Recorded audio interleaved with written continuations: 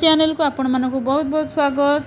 आज संडे रे देखो आज कौन कौन सब बनाऊँगी आपण कौन कर मत प्लीज कमेंट सेक्शन में जनइबे। आज आमर मटन आसी देखो ये पियाज काटिक रखी आ प्रेसर कुकर धोईक रखी कड़े सोरिष तेल दे सब फुटण पियाज सब पकईकी देखो पियाज ब्राउन कलर है मु ग्राइंडिंग कर रखि मसला को एदेली।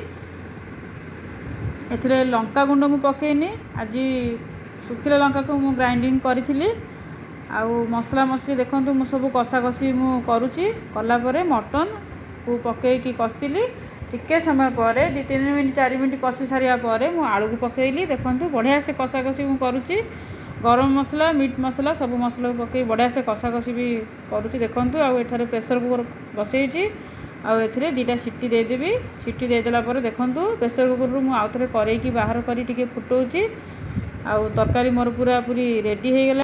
दिन जाक बहुत परिश्रम कली सफा सुतरा है सब कम है। आज संडे आउ देखो मोर मटन तरकारी पूरा पूरी रेडी हो जाइए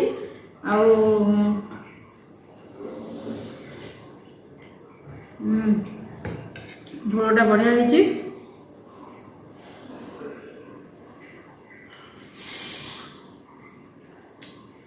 So tasty।